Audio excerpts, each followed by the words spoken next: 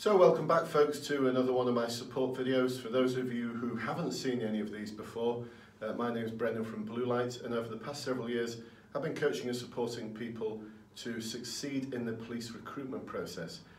By my best guesstimate, a good 3,500 people have now succeeded as a result of my support.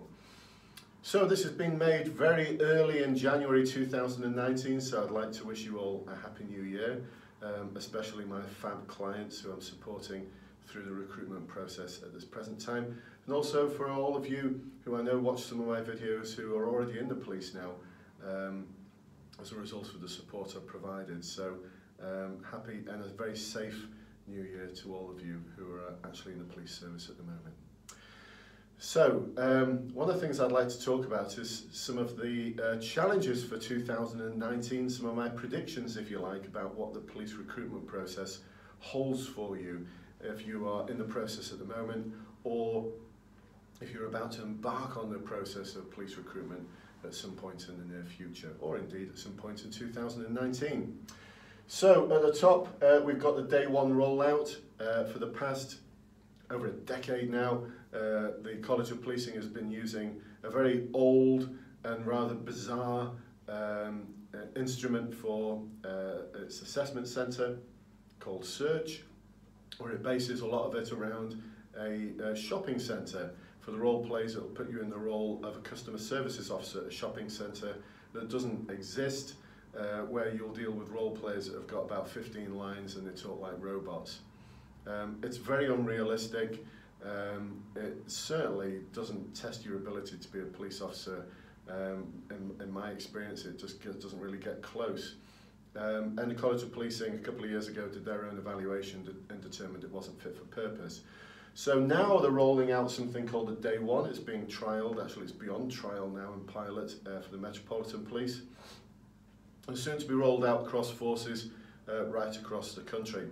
It's cost them about $500,000 to develop, and as far as I'm concerned, I think the biggest part of that expenditure has been on a virtual reality exercise. Honestly, I can't see the point of the virtual reality exercise other than to say we've spent a lot of money on virtual reality kit. So I think there's a lot of issues there that need sorting out for people who may be made dizzy, or someone who might be on the autistic scale, who may don one of the virtual reality headsets and find that it's actually very difficult for them to operate in that environment. So I think there's some challenges there around how the College of Policing are going to manage that. For the role plays, they put you in the role of a police officer and present you with two role plays now, one where you'll deal with two role players and the other one where you'll deal with one role player. And I'm already developing a set of scripts for you to be able to deal with just about whatever they throw at you.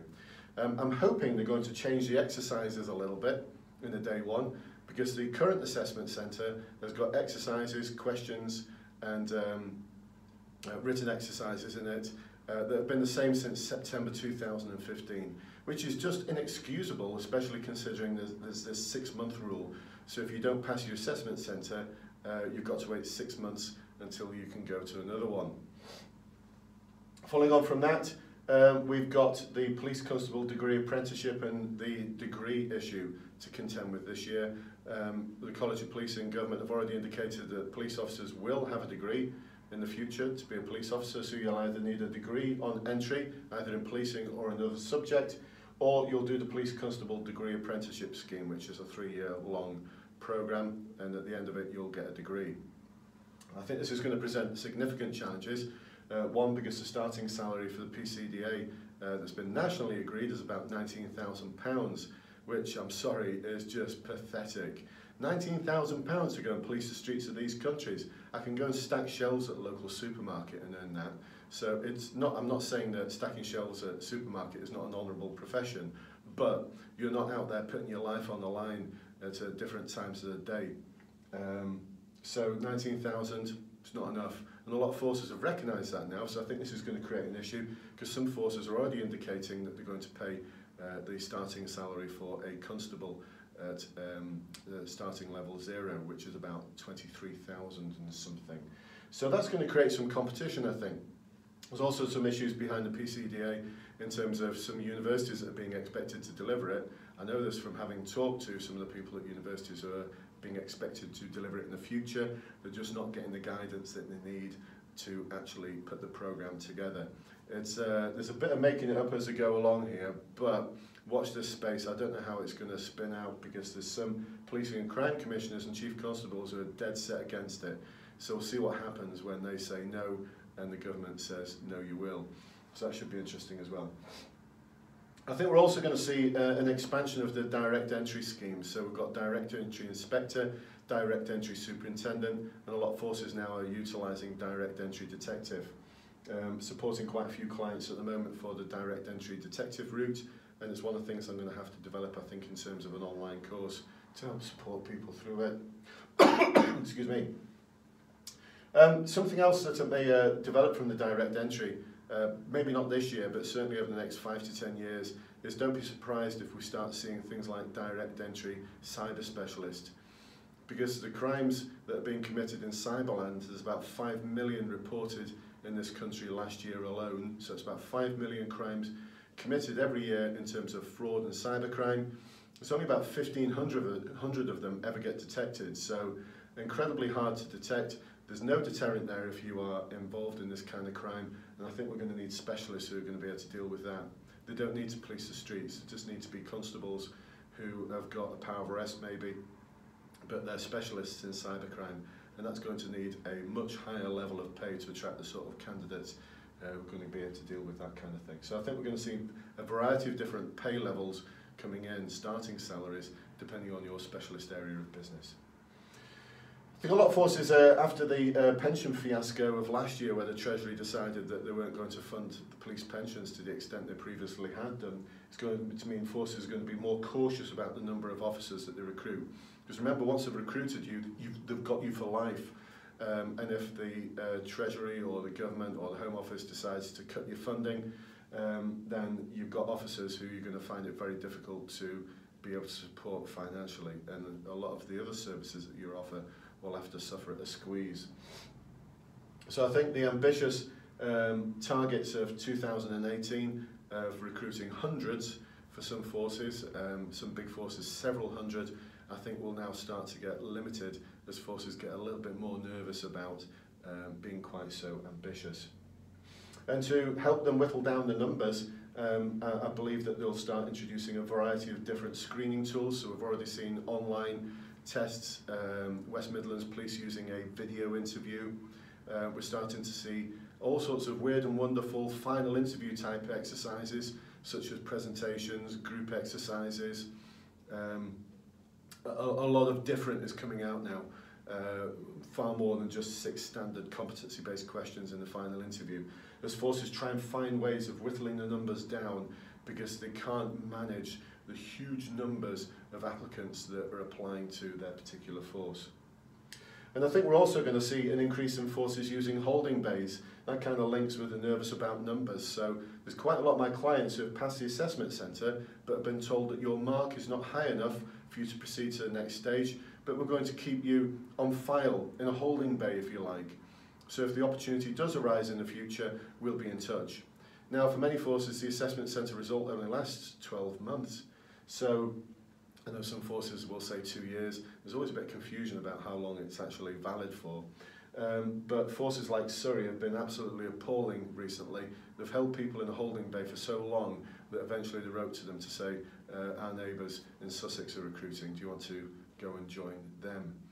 So it leaves you in a bit of a limbo really, because you've got 55%, let's say, or 60%, it's a pass at the National Assessment Centre, but your force that you apply to is only putting people forward for interview who've got 61%.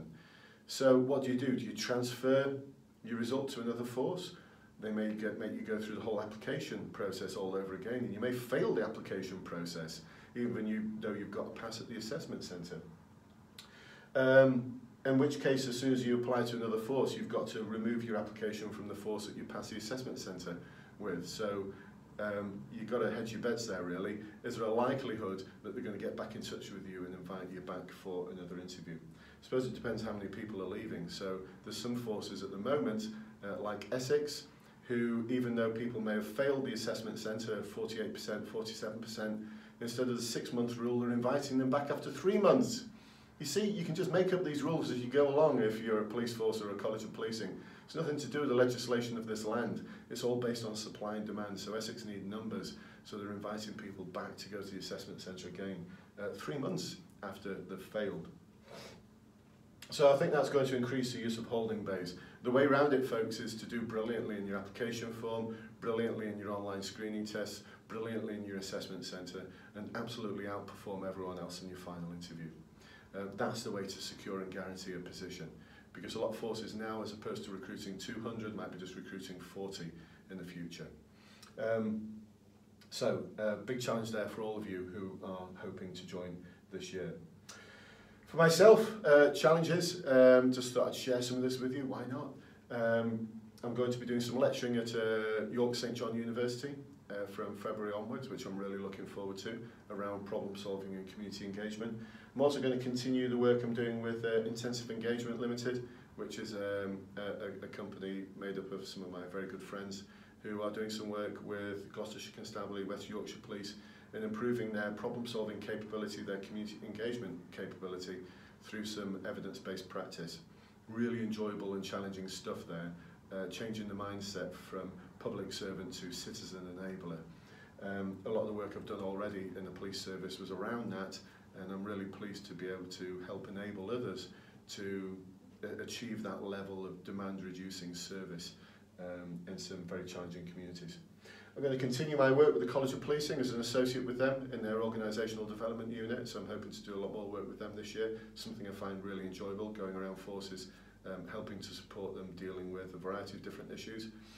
Last visit I did was to Northumbria Police, looking at vulnerability. Not just me, there's several of us from the College of Policing and also from different forces, and 2 of us who are retired who were part of that team. So something else I really enjoyed that I'm hoping to do. And one of the things I need to do, I think, is to introduce some new services, some online courses to help deal with things like direct entry, Police Now, direct entry detective, and also for the day one rollout. So I'm going to have a lot of work to do there to develop a whole new set of coaching instruments to help you through the assessment process. So I'm going to have to knuckle down a little bit. So there you go. I think that's what 2019 is going to bring me professionally. In terms of family, I'm now living in York, so I'm here at the York Marriott at the moment, having just done a day of coaching with a client who travelled all the way from London. Wow, kudos to him for doing that journey. So we're going to settle down in York a little bit more, and you'll probably find that some of my seminars are based a little bit more York, Leeds, as opposed to Manchester and a little bit further south. So my seminars probably further up north, like I said, York and Leeds, and I think I'll see what I can do to keep trying to do some of my seminars down in Crawley and in the Midlands. But let me know if you've got any suggestions. So for those of you who aren't part of my Facebook group, as a shameless plug, there's a link down below that will allow you to join that group. There's over 5,200 people who are members at the moment, just under 5,300 actually as of today. All people there who are helping and supporting each other in a very ethical way through the police recruitment journey. So once again, for 2019, I hope it brings you everything that you dream of in terms of your career in the police service. Like I said, some significant challenges there for the police service and for you in terms of the police recruitment journey. Be interesting if we could look back in a year's time and see how many of these sort of predictions I made come true. But in any case, I wish you all a very happy 2019, a prosperous one, and if you're already engaged in some form in the police service, either as a volunteer or currently serving, I must sincerely wish you a safe one. Look after yourself and look after each other, because no one else will. Sorry, I shouldn't laugh about that, but after 28 years in the police, I learned that actually we're a tight family and we need to look after each other. So look after each other and make sure you're well and safe. And I'll see you in the next video. Bye-bye for now.